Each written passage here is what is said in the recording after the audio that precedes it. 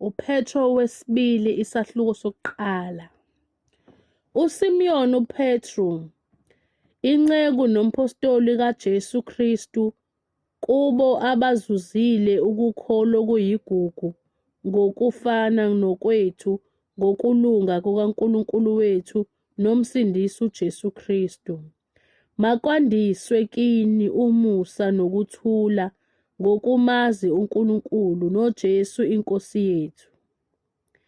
Njengokuba amandla akhe obuNkulunkulu esinikile konke okuqondene nokuphila nokumesaba uNkulunkulu ngokumazi yena owasibiza ngenkazimulo nobuhle bakhe, esiphiwe ngakho izethembiso eziyigugu nezikhulukazi, ukuze ngazo nibe ngabahlanganyeli nesimo sobuNkulunkulu, nibalekele ukubhubha okusezweni ngezinkanuko.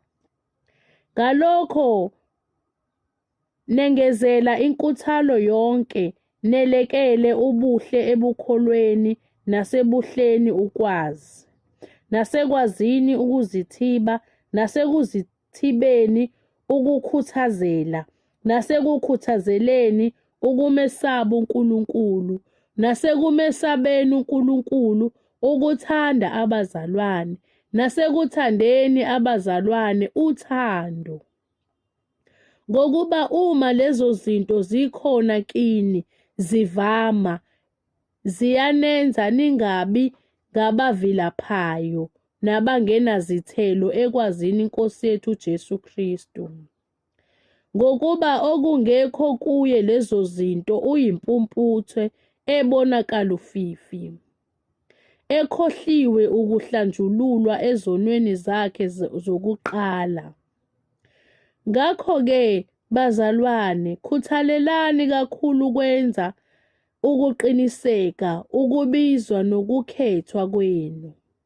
Ngokuba uma nenza lokho anisoze nakhubeka.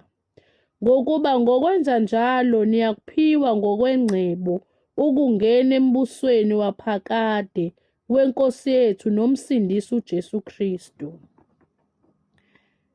Ngakho-ke niyakuba yilokhu nginikhumbuza njalo ngalezo zinto, nakuba nizazi, nime niqinile eqinisweni elikhona.